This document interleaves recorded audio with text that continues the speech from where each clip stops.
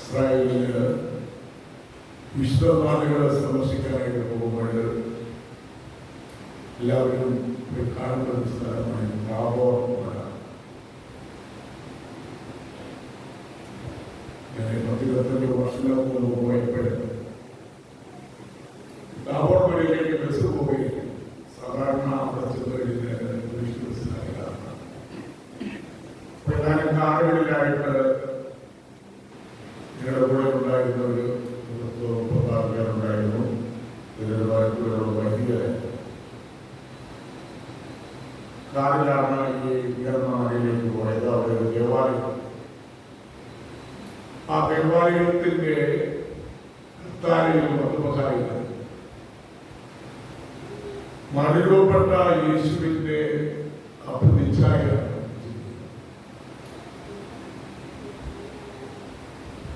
അവിടെ ഈശോയെ കാണാം. ഈശോയുടെ 2 വർഷങ്ങളിലായിട്ട് മോശയും ഇരയായിരുന്നു. താഴെ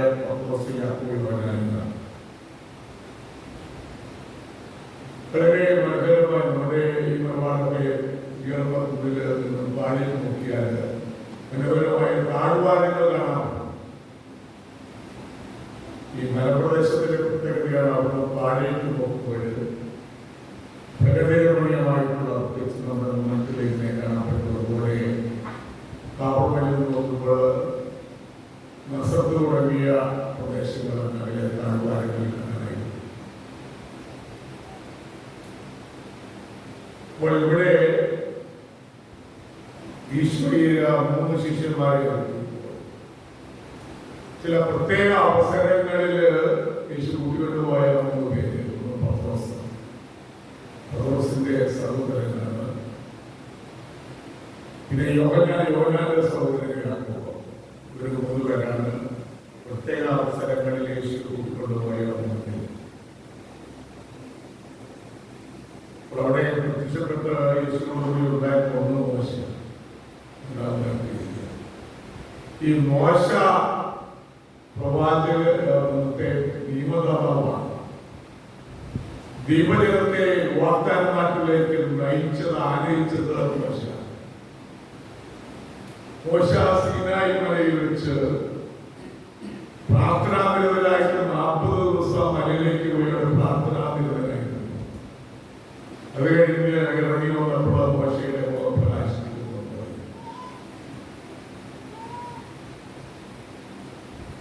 മോശയ്ക്ക് ദൈവം കൽപ്പനകൾ നൽകുന്ന കൽപ്പനകൾ എഴുതി ജനത്തിൽ കൊടുത്തു. അതാണ് ഉടമ്പടി എന്ന് പറയുന്നത്. കാരണം പഴയത്തിലെ ഉടമ്പടി ദൈവം കൽപ്പനകൾ നൽകുന്ന കൽപ്പനകൾ സ്വീകരിച്ച് ജീവിക്കാൻ തയ്യാറാണ്. മോശയുടെ മുഖം പ്രകാശിച്ചിരുന്നു, തേജോമയമായി. ഇപ്പോൾ ദൈവകൃപയിൽ ധ്യാനത്തിലായിരുന്ന, പ്രാർത്ഥനയിലായിരുന്ന മോശയുടെ മുഖം പ്രസന്നമായിരുന്നത് മാത്രമല്ല, ഇറങ്ങിയിരുന്നു. ഇവിടെ ഇന്നത്തെ വചനത്തിൽ പറയുന്നത് താബോർ മലയിൽ യേശു അറിയപ്പെട്ടത്. യേശുവിന്റെ മുഖം വിളങ്ങി പ്രകാശിച്ചു, തേജോമയമായിരുന്നു. യേശുവിന്റെ മുഖത്തേക്ക് നോക്കാനായിട്ട് അവർക്ക് കഴിഞ്ഞ സൂര്യനെ പോലെ തുടങ്ങിയിരുന്നു. ഈ ദിവരായിട്ടുള്ള മനുഷ്യരില് ധ്യാനത്തിലും ഒക്കെ ഒഴുകി ഒത്തിരി ആളുകൾ കലാകാരങ്ങളിലുണ്ടായി. അങ്ങനെയുള്ള ആളുകളുടെ മുഖത്ത് ഒരു ശോഭ കാണാനായിട്ട്, കാരണം അവരുടെ ദൈവകൃപയിലായിട്ട് ലോകത്തിൻ്റെതായിട്ടുള്ള തിന്മകളിൽ നിന്നും മാലിന്യങ്ങളിൽ നിന്നും മാറി നിന്നുകൊണ്ട് ദൈവികതയില് പ്രാർത്ഥനയില് ജീവിക്കുന്നവർ വലിയ വ്യക്തികളായിരുന്നതാണ്. യേശു മരണപ്പെട്ട അവസരത്തില് ഈ ശിഷ്യന്മാർ തുടങ്ങിയ നമുക്ക് 3 കൂടാരങ്ങൾ ഉണ്ടാക്കാം. ഒന്ന് അങ്ങേക്ക്, ഒന്ന് വശിക്കുന്നതിനായി. അത് കഴിഞ്ഞൊരു വേഗം വന്ന് അറിഞ്ഞു. പിന്നെ ഈശോയെ പറഞ്ഞു, ഈശ്വരൻ ആരോട് പറയുന്നു, ഈശ്വരൻ കാര്യങ്ങൾ പറയാൻ ആരോട് പറയുന്നു. നമ്മളാണ് ഇങ്ങനെ അറിയുന്നത് പറഞ്ഞു കഴിഞ്ഞാൽ അവരെല്ലാവരും പറയും. ശിശുമാരും അങ്ങനെയായിരുന്നു. പല കാര്യങ്ങളും ഒരു പറഞ്ഞു പറയുന്നത് പോലെ കാര്യങ്ങൾ കൂടുതലായിട്ട് പറയും.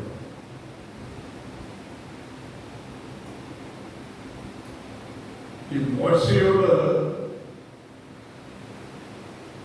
ദൈവം ഈ ഉടമ്പടി പാലിച്ചാൽ എല്ലാ ജനങ്ങളിലും വെച്ച് എനിക്ക് ഏറ്റവും പ്രിയപ്പെട്ട ജനതയായിരിക്കും.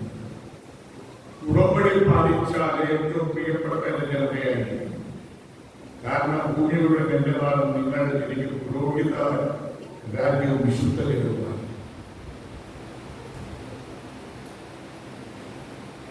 മോശയും അനുയായികളുമെല്ലാം അവർ ഉടമ്പടി വയ്ക്കുകയാണ്. കർത്താവ് കൽപ്പിച്ചതെല്ലാം നിങ്ങൾ ചെയ്തു കൊള്ളാമെന്ന് അവർ പ്രതിജ്ഞ എടുക്കുകയാണ്. ഞങ്ങളുടെ ഈ കൽപ്പന പാലിച്ച് ജീവിച്ചു കൊള്ളാം. ഈ കൽപ്പനകളെ നമ്മുടെ പഴയത്തിലും മനസ്സിലാക്കുന്നത് ദൈവത്തിന്റെ സ്നേഹത്തിന്റെ അടയാളങ്ങളായിട്ടാണ് ഈ കൽപ്പനകൾ. ഒരു ഭാരമായിട്ടല്ല. വളരെ പ്രമാണമുണ്ട്. എല്ലാവർക്കും ജീവിക്കാൻ അവകാശമുണ്ട്. മറ്റുള്ളവരെ ജീവനെ എടുക്കാനായിട്ട് അവകാശമുണ്ട്.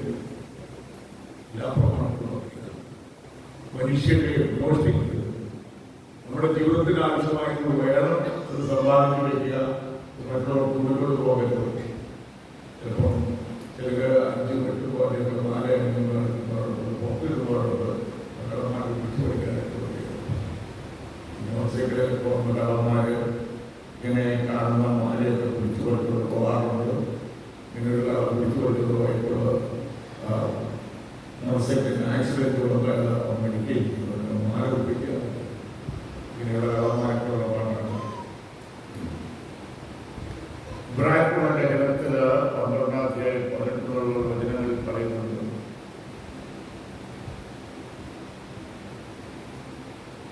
സിയോൻ മലയിലേക്കും ജീവിക്കുന്ന ദൈവത്തിന്റെ നഗരമായ സ്വർഗീയ ജെറുസലേമിലേക്കും അസംഖ്യ ദൂതന്മാരുടെ സൗന്ദര്യമാണ് നിങ്ങൾ വന്നിരിക്കുന്നത്.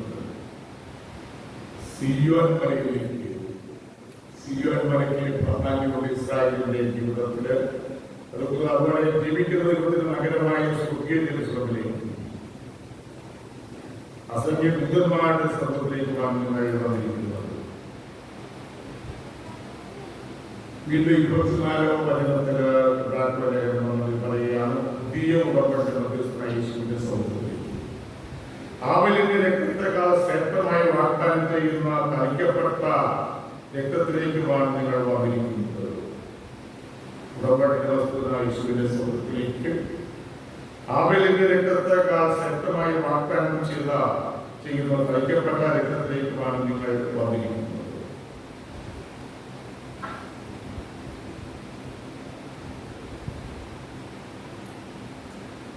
താബോർ മലയിലെ അനുഭവം യേശുവിന്റെ മഹത്വത്തെ സൂചിപ്പിക്കുക. അത് വാസ്തവത്തില് സ്വർഗീയ മഹത്വത്തിന്റെ ഒരു ചെറിയ ദർശനമാണ്.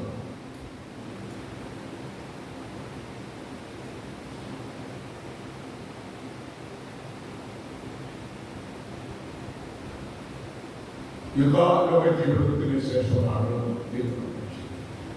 യേശുവിന്റെ കുരിശുമരണത്തിന് ശേഷമാണ് അവിടുത്തെ ഉയർപ്പും മഹത്വീകരണവും സ്വർഗ്ഗത്തിലേക്കുള്ള കടന്നുപോകലും. അതുപോലെ നമ്മുടെ ലോക ജീവിതത്തില് സഹനത്തിന്റെ കാലഘട്ടമാണ് ഈ ലോകത്തിലായിരിക്കുന്നത്. സഹനമുണ്ട്, സമരമുണ്ട്. കാരണം തിന്മയുമായിട്ട് നിരന്തരമായ സമരം സംഭവിക്കുന്നു. ലോകത്തിലെ തിന്മയിലൊന്നും പറയാൻ പറ്റും. പത്രം നോക്കിക്കഴിഞ്ഞാൽ ഇതിർവഹിക്കുന്നത് മനുഷ്യന്റെ സ്വാർത്ഥതകൾ, മറ്റുള്ളവരെ കൊല്ലുന്നത്, സ്ഫോടനങ്ങൾ, എന്തെല്ലാം കാര്യങ്ങളാണ് ഈ ലോകത്ത് നടക്കുന്നത്. തിന്മ ഈ ലോകത്തിലുണ്ട്. അപ്പോൾ നന്മയിൽ ജീവിക്കണമെന്നാണ് പ്രമാണങ്ങളും സഭയിൽ പഠിക്കുന്നത്.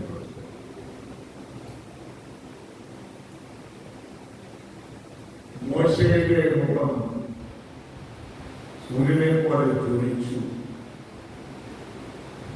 പ്രാർത്ഥനയിലേക്ക് ഈശോയുടെ മുഖത്ത് നോക്കാൻ അവർക്ക് കഴിഞ്ഞില്ല.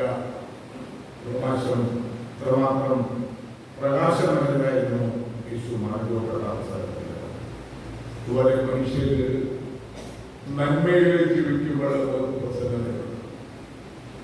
മുഖം ഒരു കണ്ണാടിയാണെന്നാണ്.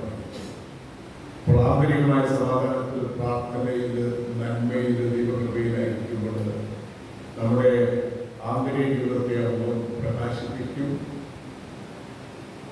മുഖം പ്രസന്നമായിരിക്കും. ഏറ്റവും മുഖമായില്ലെങ്കിലും മുഖത്താ പ്രസന്നതയുണ്ടായിരിക്കും.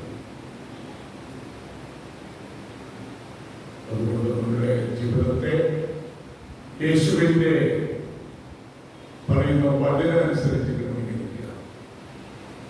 മോശ വഴി കൽപ്പനകൾക്ക് അടിസ്ഥാനമായിട്ട് പ്രമാണങ്ങൾ നമ്മൾ കൊടുക്കും.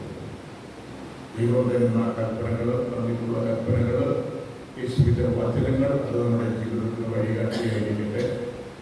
ഇതിന്റെയും